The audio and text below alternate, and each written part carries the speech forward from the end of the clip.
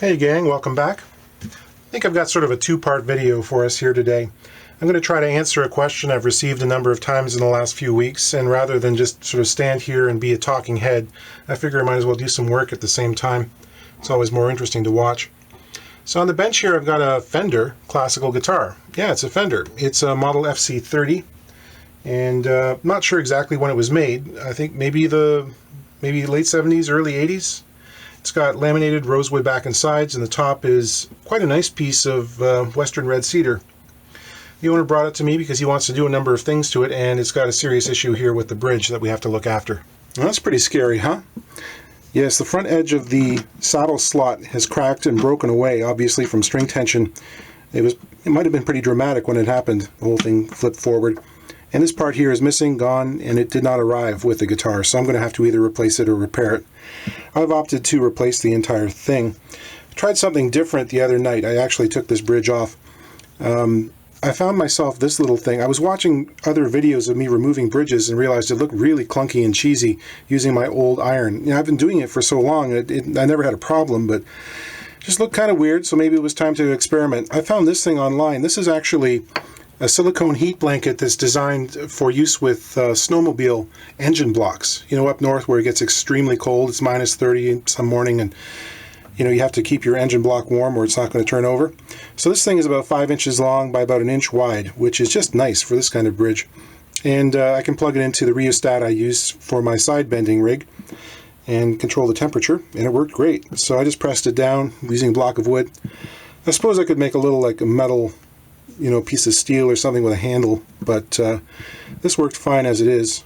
So I just held it in place until things got the right temperature to remove, stuck my knife under like I usually do, and it came right off.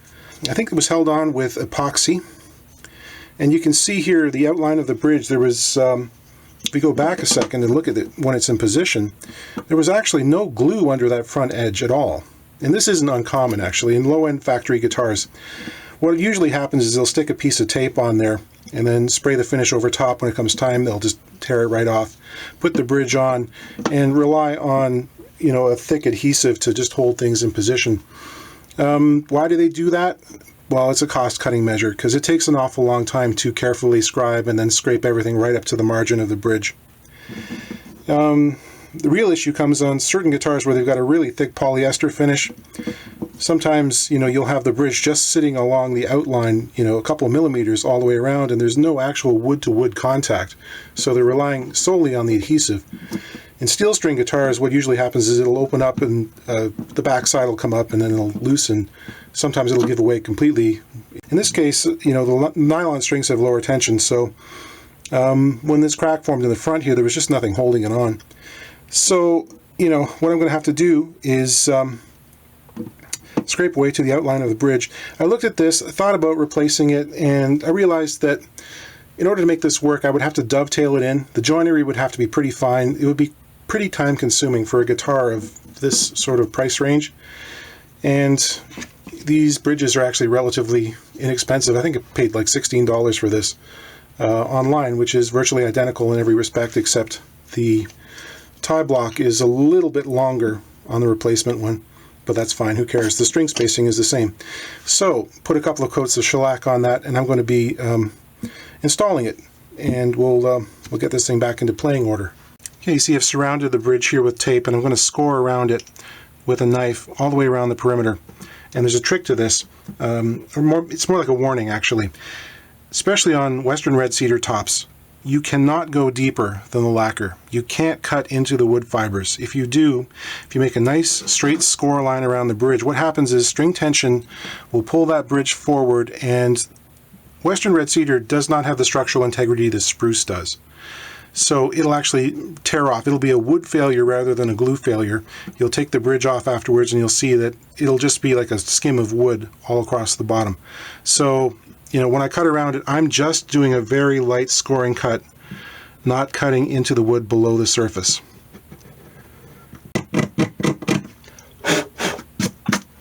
Use a little skew chisel here because I like the angle it gives me. And, you know, especially on these polyurethane finishes, it takes a long time.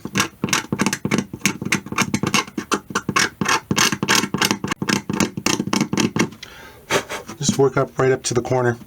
And you're going to get a certain amount of washboarding in the surface. It's what happens when you're dealing with cedar. You can't scrape it to any extent without creating a washboard, even if you try to come at it like this. I just find it's easier going cross grain. We'll smooth it out afterwards with some sandpaper on a flat block. Get rid of most of that. So the question is, how do I find someone good to look after my guitars? My guitar needs fixing. How do I get a hold of someone who can do the work? Someone good. And that's not always easy to answer, because it's not always easy to find someone, to be honest. Word of mouth is the way that this business operates. It's all referrals and word of mouth. I don't do any advertising at all in a traditional sense, and most of the people I know who are what I consider successful guitar repair people don't, because it becomes counterproductive at a certain point. If you are good at what you're doing, people will come to you, and they will come to you in numbers that are quickly, they get out of hand. So, you don't want to be drawing more people to you when you already have a full docket. So, the best way to find someone is word of mouth. How do you do that? I would suggest going to an open mic, or if there's a local watering hole, you see every Tuesday night the same band appears. Go to one of these things with a local musician who is a pro, and open mics are good because usually they'll be hosted by someone who knows the scene in your area. Go up to them between sets and say, hey, I really like your guitar. I got one myself that I've been trying to find someone to look after, and I haven't been able to get any luck on this. Who do you take your guitars to? And most often they'll tell you who, because guitar people like to talk about guitars. So that's one way of doing it. Probably the easiest way is find someone who you trust, who is a good local musician, who's been playing guitar for a long time, and ask them. If you're one of those people who still uses Facebook, check and see whether there's a local music page for live music in your area. Make a short post, be respectful, ask, and you'll probably get a bunch of different answers. Some of them will be conflicting, but that'll at least get you in the ballpark and you can start contacting people. This is some 220 grit paper on a flat block. After I've done this, I can go both cross grain and with the grain. Get that relatively flat. I really want to clean that surface, like dust it off really well. Get it good and clean before I try to stick anything to it. So you found a guitar repair person and you want to take your guitar to them. How do you contact them? Do you pick up the phone and call? Not a great idea, and I'll tell you why. If it's the middle of the day, I'm probably going to have a bottle of glue in one hand and my other hand up inside the inside of your guitar. The phone rings, I'm not going to answer it. It's going to go straight to voicemail. And then you're setting up a phone tag situation. It just wastes time. In this day and age, best way to do it is via email or text or instant message on a social media site. That's the way to do it. When you do that, what information should you give them? And it should be short and sweet. We don't need the long florid description of the beautiful day in France when you found your guitar, the way the sunlight was glinting off it, the window and the sunset, and how you knew it was your special baby, etc., and the emotions that it brought. Not necessary. Number one, what's your name? Number two, what's the instrument? Hi, my name is Bill. I've got a 1966 Epiphone Casino, and it's got some strange buzzing when I try to play up the neck. That's really all I need. I can't really diagnose a guitar over the internet or the phone, for that matter. I really do need my hands on the instrument to figure out what's going on with it. Sometimes the problem isn't what you think it is. So, again, short and sweet. So you've got through and you've agreed upon a time. And that can take a while, to be honest. There was a day in June where I had 18 separate queries for guitar repair on the same day, from as far away as New Mexico. So, that's an awful lot to wade through. But eventually you're going to get through and you want to meet your guitar repair person. What do? Put your guitar in a case. That seems really strange to say, but it's amazing how many people don't. And you're basically broadcasting that you don't really care very much about the guitar. If you did, you'd keep it in a case. And you're also relying on the guitar repair person who's dealing with a whole bunch of other instruments at the same time to look and make sure you're not going to have your instrument damaged. Safe and sound in a case. That's the way to go. The other thing is leave the strings on. A lot of people, for some reason, think that they're doing us a favor if they take all the strings off so we won't have to. But it's very difficult to diagnose, a guitar without strings. I need to see the action. So leave the strings on. if you're fond of a really sort of idiosyncratic string brand or strange gauge or something, or handmade strings made in England, it might be a good idea to bring a set along too. You know, if we're going to set your guitar up right for the strings that you use, and you have a bunch of them on hand, bring a set along so I don't have to order them. While I get some glue on the bridge, it happens to be tight bond today, let's give a shout out to women in lutherie. Female guitar techs, definitely the way to go. A woman who manages to spend any length of time in this business and survives is exceptionally strong, because the heaping pile of BS that gets handed to her and the obstacles in her path, you would not believe. So the ones I know tend to be exceptionally good at the craft, very, very detail oriented, and if off the top of my head the person I would take my guitar to in my area happens to be a woman. So, you know, leave it at the door, guys. Suck it up. See what they can do, alright? One of these days I've got to get enough time to rebuild my vacuum clamp. It sprung a leak. That'll be a fun video. Not that I mind these, but it's just so cool. So I'm going to be installing this LR Bag's element pickup here. So I have to drill a hole through the end block for the jack, and also a hole through the saddle slot here for the undersaddle piezo. Piezo? How do you pronounce it? The art student in me wants to say piezo, make it sound Italian. Anyway, the strip that picks up the sound. It's nice that they made the saddle slot. In this case, I think it's a full 3 millimeters. If it was a 3/32 slot, I'd have to get in there with a router and enlarge it slightly. But that fits in there nicely. So I've got to drill a hole for that. In a classical guitar, I've got to be mindful of the fact that the bass string here, 6th string, is pretty close to the end of the saddle slot. So these things work best if you actually sort of come in at an angle rather than going straight up and down, because, you know, it's hard to make this stuff bend in a perfect right angle, right? So what I'm going to do is start drilling very near to the end of the slot, go straight up and down, and then immediately start angling out so that it'll come out probably at around, I don't know, what's that, 20 degrees off vertical? Because I don't want the hole to end up underneath the 6th string. Make sense? Not a big thing, just going to drill a hole. When starting this kind of hole, I find it good to run the drill backwards a few times. It'll actually seat itself in there and almost like make a pilot for itself. It's difficult to use a smaller drill bit in this instance because this drill is the same size as the saddle slot, and I don't want it to be off one way or the other. I want it to go straight down.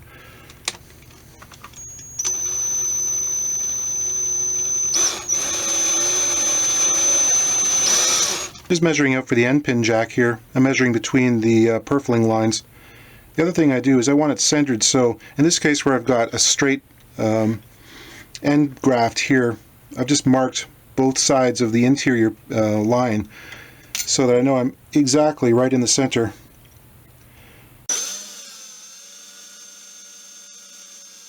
As drilling proceeds towards the bottom of the hole there, I lighten up the pressure, slow down a bit, and I also surround the bit with my hand.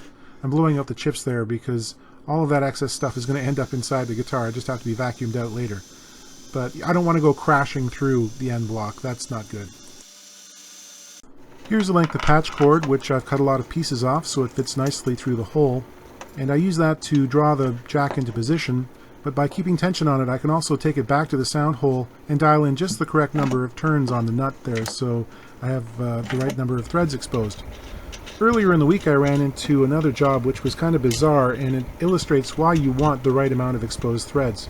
Take it away, previous Ted. Okay, here's a fun one. This is a little Guild. This is sort of an OM size guitar, owned by a pro here in town. Gets played an awful lot. And it's got a pretty mundane issue. The jack is cutting out and it's noisy, and I can tell that the contact points are shot. Eventually these things do wear out, and they're almost impossible to fix because they're a sealed unit. So it's something I do a lot of, you know, probably at least once a month I'm replacing one of these barrel jacks. So I know how. This is a money maker, this kind of job. Now, the big restoration jobs and that sort of thing, they look fun and everything, and they stretch your skills.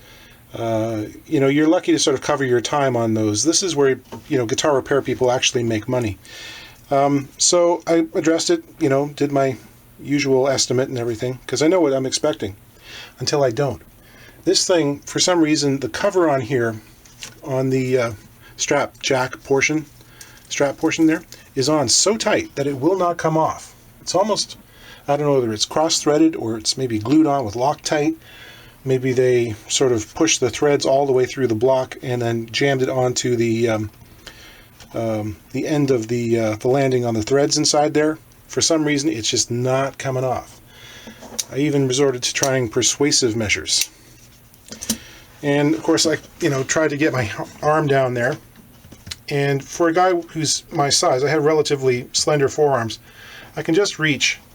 This is a relatively narrow guitar too, being an OM. Not a whole lot of room. I can sort of reach, grab hold of it with the pliers, trying to pull. The entire jack assembly spins along with the barrel.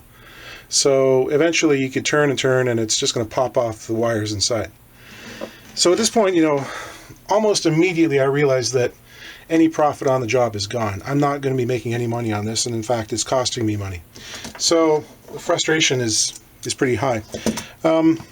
Tried different things like putting a jack in here, trying to hold it in place. No, it still spins. Tried some penetrating oil. No deal. Actually heated it up with a soldering iron. Still not going to happen. So I'm left with the only option is drilling this thing out. So my carefully orchestrated 15-minute repair is probably going to be the better part of an hour and a half by the time I'm done.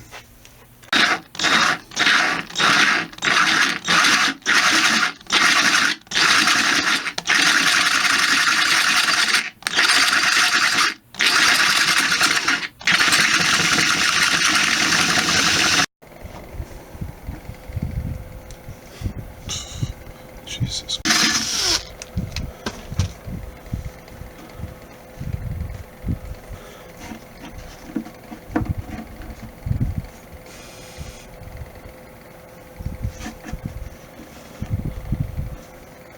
Back to the present.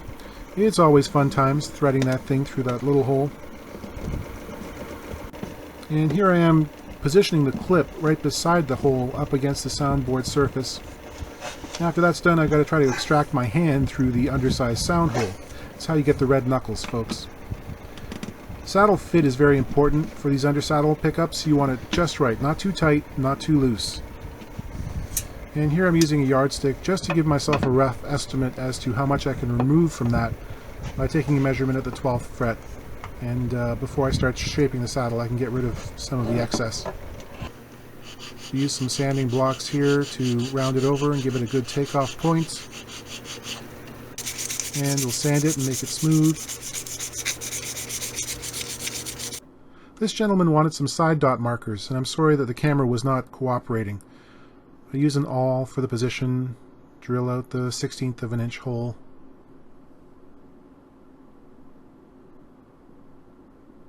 And then fit in the little plastic rod, glue it in with super glue, clip it off, and then cut it flush. Boy. Alright, so we're all strung up here. See, I polished the bridge up, made it smooth, and I can show off my tying skills. Now I'll fake my way through a few things, and you can hear the pickup